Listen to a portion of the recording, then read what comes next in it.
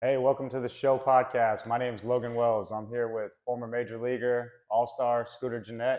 Um, got a special podcast trying to bring you guys. Scoot, tell us what it's about. So the show podcast. Let's start out with the name and why we named it the show podcast. So I have a wood baseball bat company called Show Bats, and they're sponsoring the podcast along with Bay Area Pro Baseball and Yep. your foundation. But the show, the reason I named the bat company show is when you make it to the big leagues, they call it the show. I think at any top level of any sport, they consider it the show because ultimately we're putting on a show for the fans, and it's entertainment. You can call it the traveling circus or whatever. So I thought it was very fitting to name the podcast the show podcast. And why don't we hit on a couple of reasons of why we started this and goals for the podcast. For me, I'll start. Number one, any younger athletes, even college guys, all the way down to little leaguers.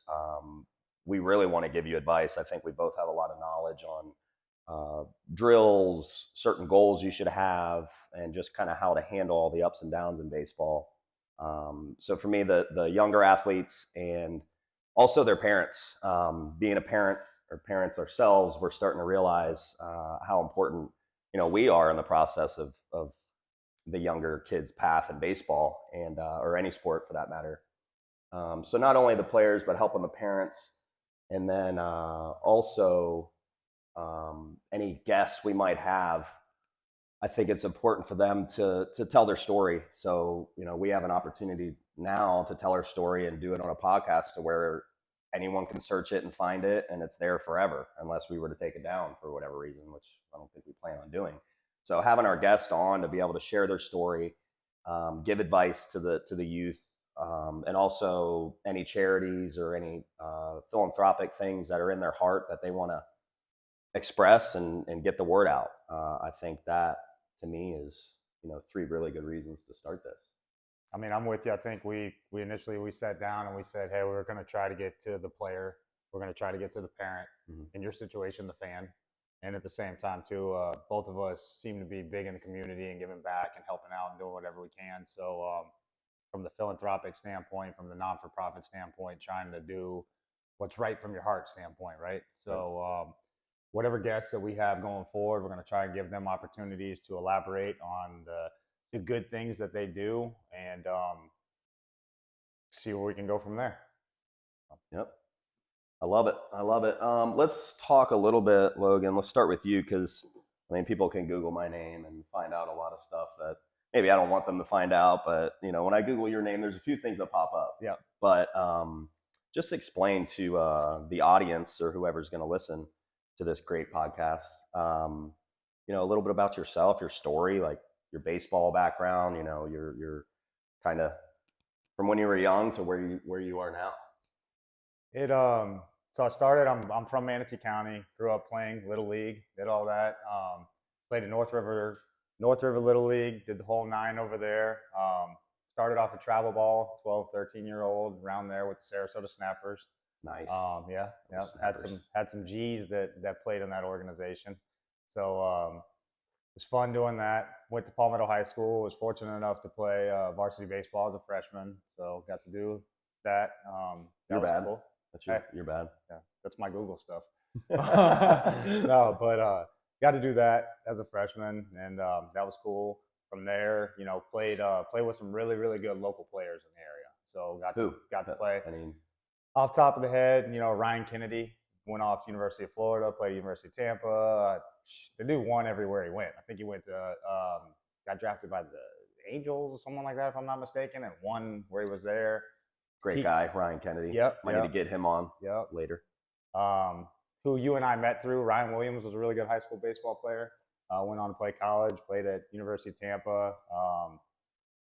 Brian Peacock, good ball player. Harold Smith. These are just guys that were from our area and on our team. Larry Cobb may have been one of the best that I've seen from the area. I remember watching him play. He was really good. So it was like a lot of people don't even know. You might not have heard of Josh Donaldson had it not been with Larry Cobb. He got traded for him. Wow. Yeah. I did not know that. So with it all being said and done, got to play with a lot of really good players in the area. So it was fun. I enjoyed it. I got to learn how to work hard. I got to learn how to, if you want something, how to go get it. And then from there, I was fortunate enough to go play. My junior and senior year had really good years. Had all county, all area, honorable mention, all state. Got to do all that, and then ended up finishing up at Hillsborough Community College. Okay. So it's fun, good stint. Got to enjoy. I probably enjoyed college life too much, so that's where it's. On the contrary, it's easy to kind of tell these players when you get there to stay focused, make the main thing, right? Because I didn't make the main thing. That's why ball came to an end probably sooner than it necessarily had to have. Right. Inevitably it was going to come to an end. I wasn't getting to that point, but at the same time, you never know with hard work and everything. Where I worked harder in high school, and I felt like college was like me getting to the big leagues. I'm like, all right, cool, I'm here. Let's have goal kind of achieved. Yeah. But you also didn't have at Palmetto, no offense, but not really known as like the biggest baseball school. Like you probably didn't have people coming, ex-pros coming and talking to the team about like, hey guys, you need to stay out of trouble and, really focus on, this opportunity you have to do something special with your life. And, we had all that at Sarasota High. We had Ian Desmond coming back. A lot of guys that John Ford Griffin would come back and give us, a nice little talk. And, without that, it's like hard to put things in perspective. When you're that young. You're not wrong at all. And the other side of it too is just like now in the situation I'm in, it's like grades can change stuff. You don't have to be the best player anymore. Like a lot of guys are going to go play Division I baseball just because they have a 4.0 and I had a 2.8. You know, like the talent wasn't any different at all. It's just they were smarter, they worked harder, they did what they needed to do there. Right. So with all that being said, it was a good time. I enjoyed playing ball. I'm fortunate enough now. I'm an assistant coach over at Eckerd College. I've been there for 3 years. Okay. We got a great staff over there. Shout out Coach Bo, Coach Teddy, Coach Banks. Like those guys are all amazing over there. The whole Eckerd family has been nothing but amazing to me. It's given me an opportunity to have a travel baseball organization, Bay Area Pro. Lucky to have you being a part of it, where we've branched. Happy to be there. Yeah. When we've branched out now and added the show effect to it as well, where it's like we have our regular teams, we have 8U all the way through 18U, but now it's allowing special players an opportunity to play at a special level, right? And that's having you involved, having Andy, having your dad, Andy LaRoche, Joe Aralt, all the friends that you've been able to help bring in there. Like it's helping the program grow immensely. So that's about all I got with me. Well, thank you for sharing, and we'll dig in a little deeper on, kind of after Hillsborough Community College and, your path to become a coach. I want to hit on some of that. For me, so I was born in Ohio. We moved down to Florida when I was 10 or 11. And mainly it was, my dad asked me at 9 years old, he asked me how serious I was at baseball. And I'm like, I'm 9. I love baseball, Dad. Like I loved the Reds. I loved going to Riverfront Stadium at the time and seeing Larkin and all the guys play. That was my dream. And he said, okay, well, we're going to move down to Florida because up in Ohio, you only have 3 months to play baseball. And if that, outside, most of it's inside and it's not, realistic. Right. So he felt like that was the best opportunity for me to chase down my dream. And the goal was to get a college scholarship. That was the main goal. College is expensive. A lot of parents don't have, the money, and then, you have to get student loans, and we all know how that ended up working out. So at the time, getting a scholarship was the main goal. We moved down to Florida. We were in St. Pete for the first year, and it was tough because I was 10, 11. My sister was like 13, so she was at an age where she had to leave all her friends up in Ohio. And sister, I love you, but you weren't nice to me for a while because she looked at me like it was my fault that we had to move. So there was a little of weird pressures for me. I felt like, man, my family's moving down. I didn't really express it. I kind of internalize everything. We're moving down to Florida for me to get a college scholarship. Like there's a little pressure there to I better get a scholarship. But it was healthy. I mean, I worked really hard. My dad was there to throw BP to me, hit me ground balls, away from practice and games and stuff. And without him, without the support from them, I wouldn't. If I was in Ohio for the rest of my days, I wouldn't have made it to the big leagues. Might have got a scholarship, but not at a school that you'd want to go to up north. Right. I played for the Snappers as well. That was my first travel ball team I played for in Florida. Keith Floyd, my good friend Zach's dad, was our coach, and we had a really competitive team. Casey Kelly was on that team, big leaguer. He's in Japan, killing it. Joe Rapp got drafted. He played on our team. He was 13, hitting balls 300, or 12 years old in the small field, hitting balls like 300 feet. Yep. Hit 100 home runs in one season. I mean, It's just not an bad. unreal team. I'm like, I'm not even the top 7 best players on this team. Like, I'm fighting to just get in the lineup. And it always seemed to be that way until about high school for me. But it was good. I always felt like I needed to keep working hard and outwork the other guys. And in 2005, 2006, I went to Riverview. Yep. And after a few games, I got a chance to get called up on varsity. RBAB being freshman varsity guys. And we had a good team. We competed when we played Sarasota that year. They were better than us, but we lost 3 games, 2 by 1 run. Mm-hmm. And then after that year, I transferred over to Sarasota. And we won states my sophomore year. My junior year, we had pretty much the same team back. We ended up losing kind of, baseball is baseball. Yep. Sometimes the best teams don't win. It's just how it goes. And then I got drafted by the Brewers in 2009. And yeah, my life, it was time to grow up. My mom's doing my laundry, making meals for me. And then boom, you're living with, a couple Dominican players and, having to make your own food, Figure do it your own out. laundry. And like, I just, I had a really, wish I would have learned those things beforehand, but it was all baseball, just in hindsight, you look back on like, what would I do different? And that's definitely the biggest one, being able to kind of just take care of myself. Yeah. But obviously it worked out in a few years. I made it to the big leagues. And 2013, I got called up. I went 0 for 12, my first 12 at bats. So in Miller Park, they have the scoreboard right over the batter's eye. So every at bat, I just see all zeros. I'm like, oh man, getting embarrassing here. Like, I better get a hit. And when I got my first hit, it was like I'm batting like 083, and I'm like, that's even worse. And it took me a while to like just get comfortable. There's all the fans there, and you're pressing. You want to stay there. If you don't do good, you're gonna get sent back down. So it's a whole different game. Ended up getting DFA'd, which is like getting released by the Brewers.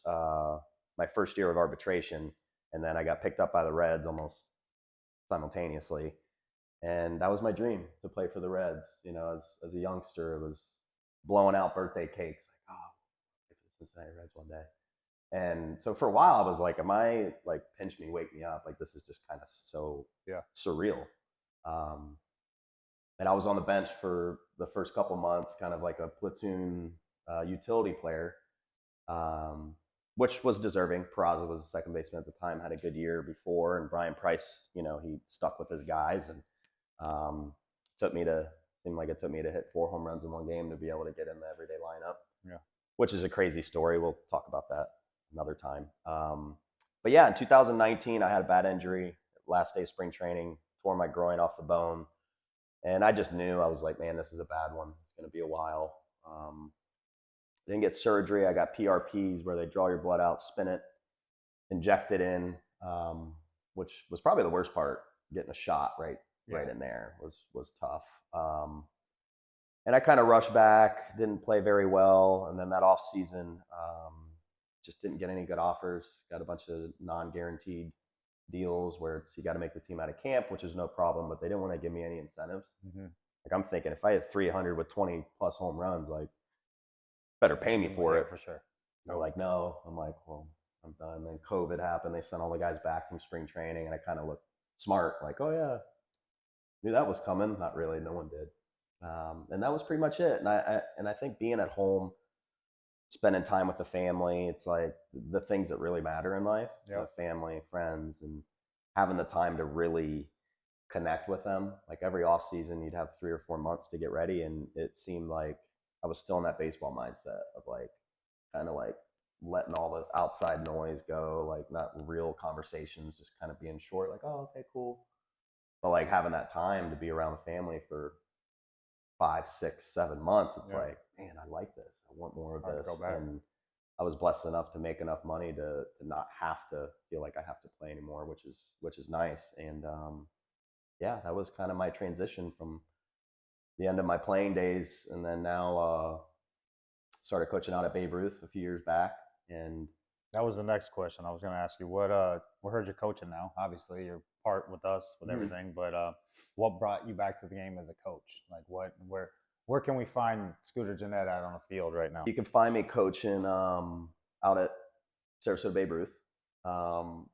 We did All Stars the past couple of years. Me and my good friend Mason Johnson. He works a 9 to 5.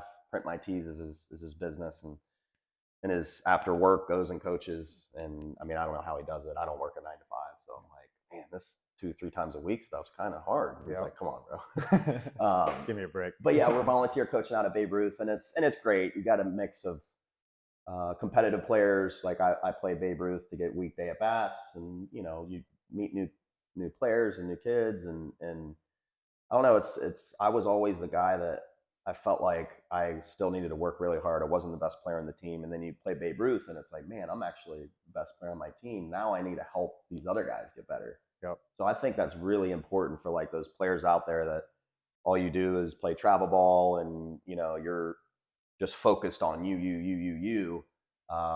It's healthy to kind of join a league like that to where it's like, man, I need to help these other guys because if we want to win, like, I need them to get better. So it gets you out of yourself and your mind and what you got going on. Now you're thinking about how can I help this guy? And it actually ends up helping you in a weird way. And I don't know if it's just sometimes we can get in our own way a lot out in the field. And when we direct our thoughts and our energy to somebody else, it gets us out of our own way. But yeah, I'm out at Babe Ruth. Obviously, I'm coaching the show scout teams for your organization, Bay Area Pro Baseball. And we practice at Eckerd, which shout out to them again, the coaches there for letting us have field access. It's really hard to get access to fields now, especially in our area. The travel ball tournaments and all the other stuff that they do kind of plugs the field accessibility. But yeah, doing that. What else?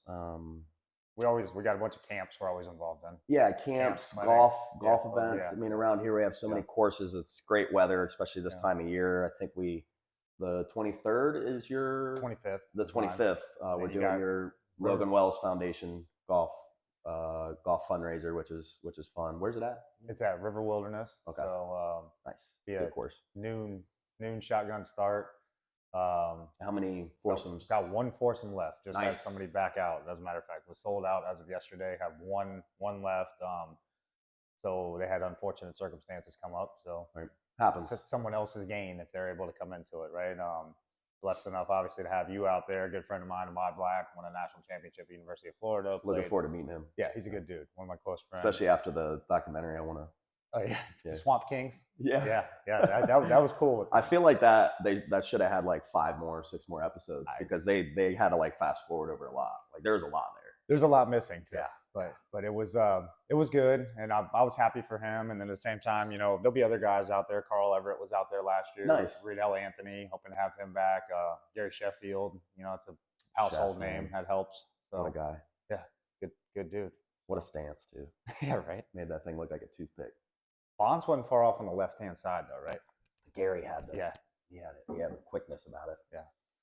Well, let's so the whole goal with this obviously was kind of help others with, you know, both of our backgrounds and advice that we're able to give. So from a player standpoint right now, if you could help a player right now and say, hey, this is my biggest piece of advice that I would give to you for growing and becoming better, not only on the baseball field, but as a person in life. What's your advice right now? Well, yeah, I would say any athlete, you know, like baseball or tennis or badminton. Yeah. I doubt we have any badminton players out there listening, but if you are, my biggest advice would say be yourself. Meaning a lot of players, you know, that they're like, oh, like I remember Griffey was one of my favorites and he's a left-handed hitter. So I'd be like, oh, I'm going to hit like Griffey. Yeah. But I only did it like just for fun to like mimic somebody's stance. But I think some players, they actually fully copy them. Yeah. And they mimic everything. Like we played in a tournament and that one kid was acting like Trevor Bauer. Yeah. And it was really obnoxious. There was a lot of guys that were just like, I mean, Trevor Bauer's great. Like I met him. He's obviously went through a lot the past few years, but now everything seems cleared up. At the Juan Soto a lot too. See the kids with doing the Juan Soto. It's like that stuff's fun and all and good, but like you need to be yourself because every player's different. And if you try to mimic somebody else, it's just not going to work out. I've never been around a player that mimicked somebody's stance and ended up being a good player. So I think sticking to you and being yourself and understanding your game, I think is important to add on that. So like I'm going to be myself. I'm going to do what I do, what's comfortable for me. And I need to understand what I'm good at and what I'm not good at. And I think I just naturally was able to do that. I was like, all right, I'm small. I'm not going to be this launch angle guy and hit 50 home runs a year. I'm going to have to do other things. I'm going to have to hit the ball the other way. I'm going to have to instinctually try to get a leg up on the competition. So looking in at the signs that the catcher's throwing down to be able to get, position myself better on the field. Just a lot of things that it's not cutting corners, it's getting an edge. Yep. And I think if you understand yourself as a player or as an athlete and what you're good at, and what you're not good at, and you put it out there, even like you can do the pros and cons or like that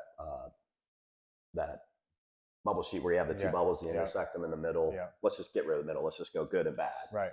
And I would say it was pretty even. I was bad at a lot of things. I was good at a lot of things. And I worked more on the things that I was bad at. I still worked on the things I was good at, but I really honed in on like, okay, what am I not good at? What do I need to do to get that in the other bubble? Yep.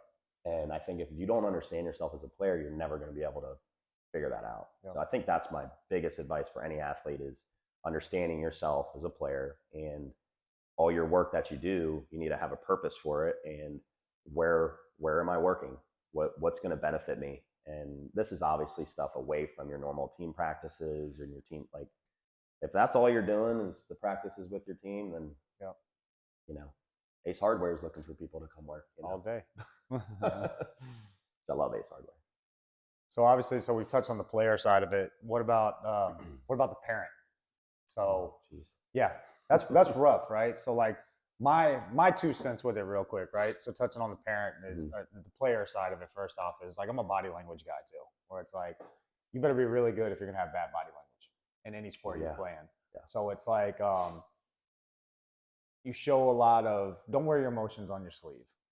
Come out, play the game the right way. You're gonna have your days where you're great. You're gonna have your days where you're horrible. You know, and you got to stay here with everything you do. So from a player standpoint, I would say that taking it from somebody, your situation was different. You were able to get drafted and, come straight out of high school. Me, on the other hand, back to what I touched on earlier, I wish I would have listened to some of the guys that were telling me about grades and telling me about what I needed to do better academically to go further with sports. Right. And who knows, I loved HCC.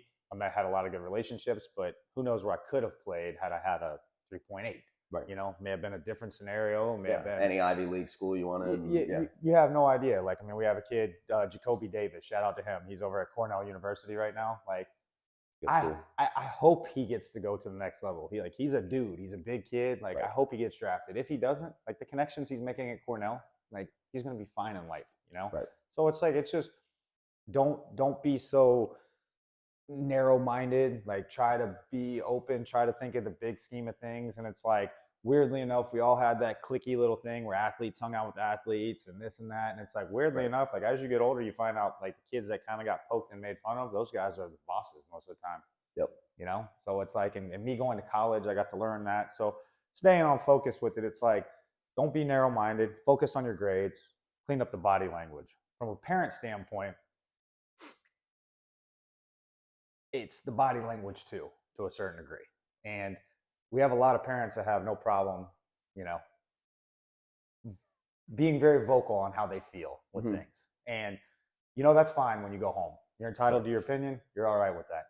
I just don't think a lot of parents realize that there's certain situations you can hurt your kid in when you are vocal like that. And you might not be wrong with what you're saying, but at the end of the day, it's like, what coach wants to, if I'm scouting you, and your parents are a pain in the butt at a travel ball game, you probably going to be the same at a college game too, right?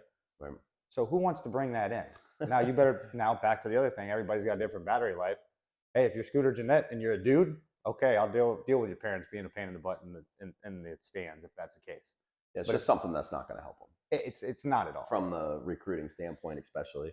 I think for going back to your question, and from the player standpoint, so I talked a little bit about being yourself, not trying to be another player, knowing yourself, knowing what you're good and bad at, and then 3, I think adding in, and what I did was I know I can put the work in. I know I can work hard enough to take my cons and put them in the pros category. Yep. And I think if you know you're willing to put in the work, you start to believe. I think the belief is huge too. And like, I can do this. If I work hard enough, if I trust the process, and I believe, and you'll start to believe it more and more and more as you get older, like, I can do this. I can get to college. That's my first goal, get a college scholarship. Now what's my next goal? You kind of stop there in a sense of like, oh, college, like I already did it. And like, that's kind of where things ended up for you. I think it's important to keep pushing the envelope. Now to the parents, I just have a couple little statistics here, and I want to start with this because I think it's important for the expectations. Less than 10% of high school seniors play college baseball. Less than 10%. So that's already a varsity high school player. Less than 10% of those kids are going to play college baseball at any level, JUCO, D3, D2, D1. Yeah. I think D1 was less than like 2%. So, I think it's important to have our these are the statistics. So when we make our expectations, I think it's important to make them realistic, right? And not make the expectation, oh, you're going to go to, Miami and play D1. Like, let's just start it off with, let's just get a scholarship. Let's be that lucky 10%. And then out of those guys, less than 1% of the high school varsity players, less than 1% of high school varsity players end up getting drafted. And that's even when they go to college. So I think it's important to understand those numbers, because numbers don't lie. Right. And I think having a false sense of hope can, damage some people, especially younger kids. So being realistic, I think, with expectations is important as a parent. And, I think in general, baseball, especially, sports are hard, right? Or everybody would do them and everybody would be great at them. But baseball is very mental, and it's a very emotional sport. It's a roller coaster, right? You go 3 for 4 one day, you're at the top. And then, the next game you're 0 for 3 with 2 strikeouts, and you're like, man, I forgot how to hit. We've all been there. Me probably more than others, because I've had so many at-bats and played in so many games that it's like, even big leaguers, like I talked to Yelich one year when he was like leading the league in hitting. I'm like, bro, you are unstoppable. He's like, dude, I forgot how to hit. I'm like, what? It's been 2 games? He's like, yeah, dude, I cannot hit like first at bat, hit a triple, and he's smiling. It's like, I know how to hit again. And that's baseball. That's being a hitter. It's really hard. So I think it's important for parents to establish a healthy mindset for themselves, but for their son or daughter, or in whatever sport they're playing, that when we're at the field, when we're at practice, we're all in, we're focused, we're going to take advantage of this time we have at the field. But once we get in the car, maybe it's a couple minutes talking about some things, and then boom, it's done with. Now we're going home. We got homework to do, or we're going to go out to eat, or we're going to eat a nice dinner. We're going to talk. We're going to be a family, and we're allowing them to be a kid. I think that looking back, my mindset was baseball was everything. And it took me till I got my injury and being around my family enough to realize it's not. The most important thing is family, friends, for me, my faith, God, all that. But spending quality time with your family, I mean, you never know when it might be your last day, right? And I'm big on not having regrets. So like, I'm so lucky that I had the opportunity to have that, like, crazy to say, that have that injury. Because now I'm having real conversations with my family. I have a real relationship with them. Before, it was kind of just like, oh, how's the weather? All right, bye. love you. Yeah. You know, no real value in any conversation. So I think it's important to establish that early. So with my son Calvin, he's going on 2 years old. I'm not going to push him into any sport, but I think when he gets older and gets on Google, he's probably going to want to play baseball because that's what Dad did. And, you know, if he wants to do it, we're going to work hard. You know, I'm going to push him in the ways I think he should be pushed, but he's going to know that baseball isn't everything. Yeah. Just like you talked about, you got to have your grades. Yep. You know, your body language. For me, can't stand when guys are like, "Oh, such a bad call." Okay, no one really cares about how you feel. Right. No one really cares. Yeah. You letting everyone know how you feel is only hurting you. The umpire's not going to like it. Any scouts there aren't going to like it. So like all that is to me should be, you know, obvious, right? But it's not. You know, these parents, especially the ones that haven't played sports, they come out to Babe Ruth, they join the league. They don't know. They're trying to learn just like the player is. How does this game work? What's normal? Yep. And what I noticed where baseball's going in a lot of sports is there's a lot of talk. There's a lot of crap talking going on. And when we played, when I was that age, it was like if you're doing that, like eventually someone's going to run after you and there's going to be a brawl of some kind. And I don't promote that, but it seems like I think it's with the social media. Somebody sends out a tweet and there's no repercussions, there's no accountability. So then you get in this game and it's like, oh, first baseman, you suck. And then there's a foul ball hit and then they maybe drop it and it's like, oh, E3, you know, like it's like, it's a kind of bullying. Yeah. And then nothing happens. I was like shocked out of Babe Ruth. I'm like, it was in the All-Stars, you get these, not our, like we teach our kids how to play the game the right way. Right. These other schools are coming in. We had Key West come in and they were just out of control. Yeah. Half their team, I didn't even know how to pronounce their names. I think they were from Miami and they just picked them up on the way. And they were probably like IM 12 type of deal. And really they're 16 years old. And it's just this crap talk going on back and forth. And I'm waiting for somebody to like just snap and fight. And it never happened. It was just this weird, like stressful environment and atmosphere. Yep. And I'm like, and to answer why I'm involved in all this while I'm coaching, I'm hoping that I have some type of ability to impact that and maybe make it hopefully disappear, but just less would be great because it's just not good for the game. And I mean, going back to the parents thing, like if you see any of that, if your kid's doing any of that, I'm sorry to tell you, but maybe they're in the wrong sport or maybe your kid's just a piece of crap, you know? And if you have one of those kids, I'm sorry. You know, what can you do, I guess? Yeah. Maybe you missed the opportunity to teach them along the way when they were younger, but you have a bigger problem than them just, you know, maybe getting a scholarship. Like, you know, you can't, that doesn't fly in any work environment. No, you're right. Well, so our whole premise, like I said, with all of this too, is try to be informative to the parent, to the player, from a charity standpoint too. We want to touch on that at the end here. The whole goal wasn't to be a long podcast; to be very informative. Maybe we could touch base at the end too, see if we can try and lure some guests on, see what guests are interested in being a part of this with us. Yeah. But from a charity standpoint, what do you do to give back? I know personally, but so everybody else right now. Well, I think my mindset in the giving back sense is kind of the same I had for baseball. Like I'm not good enough. Like but it's a healthy not good enough. Not like I'm looking in the mirror, I suck, I'm not good enough. Right. It's just I don't feel like I'm doing enough. Okay. And it's like I don't think that'll ever change. When I was working with baseball, like doing drills and stuff, I always felt like, man, I need to do more. I need to do more. And I think it's the same for the charity stuff and giving back to the community. When I was playing, I would go in the off season, talk to some schools, and my aunt Deanna, she works for the school board, so she would, you know, she got me in to be able to get my pass and all that, and like get approved to go and talk to kids, and kind of started there. And then I realized, you know, I should start to do some camps or help out doing camps. And my mom, when I was younger, she would take me and my sister around, like during the holidays, we would go to retirement homes, and we didn't have any family in there, but we would just go in, and we didn't understand until the first room we went in, the older lady just lit up and smiled because she saw two young kids. And So like I understand like it doesn't have to be sports related. It can be anything.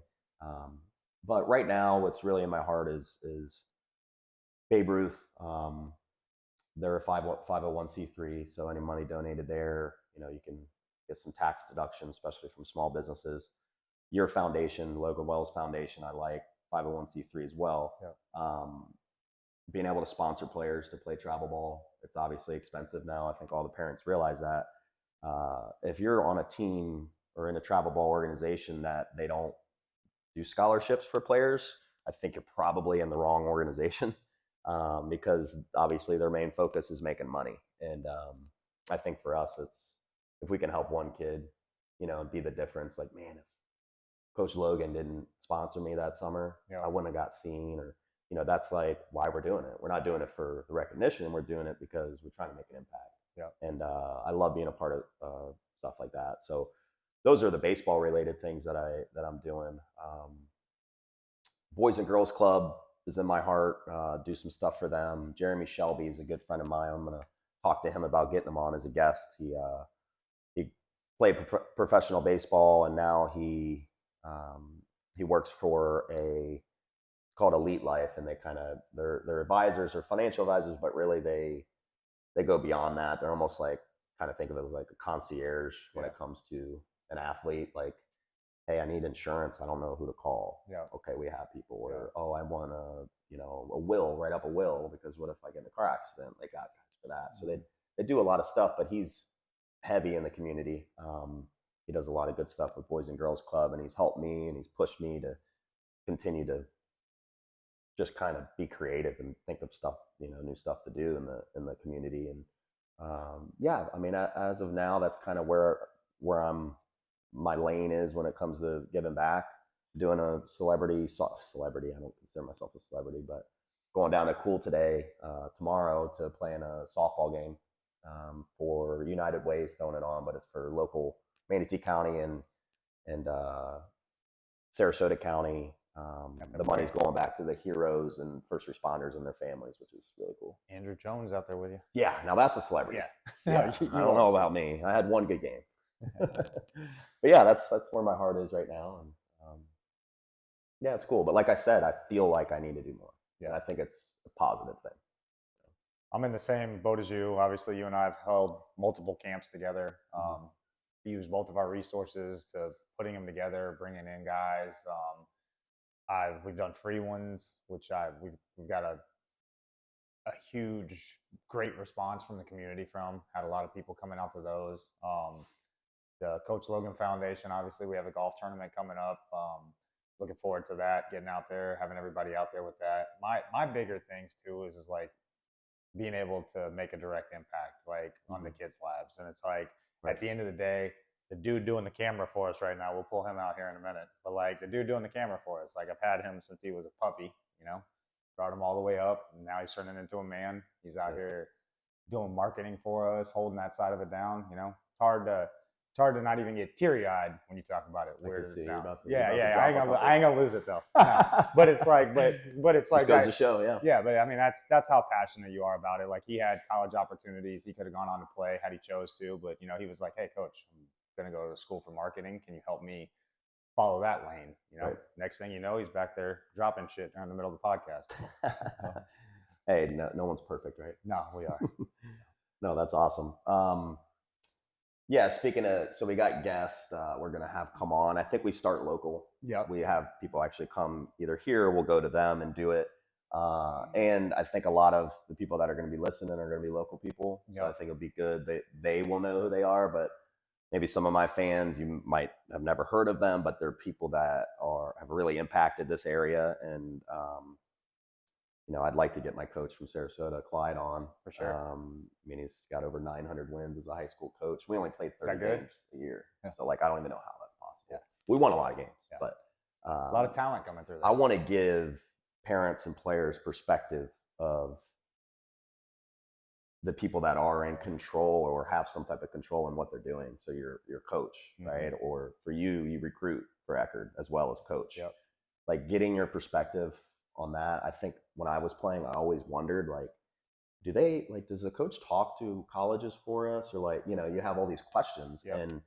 and no one's there to give you answers, and it's like, I don't want to go to the coach and be like, hey, are you talking to all these colleges for me?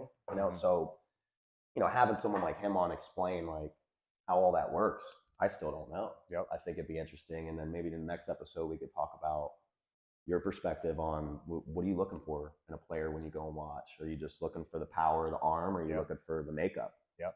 I think the makeup's something that people don't talk about nowadays. Yep. And that's all how you are as a person, a teammate. When you warm up, do you look like you just don't give a crap, or are you locked in? All those little things are very interesting to me. It's like, well, you have the 5 main tools, right? And then it's like the 6th one is compromised of all of those other things you're talking about. Yeah, and it's like you could have all the tools in the world, but if you're a crappy teammate and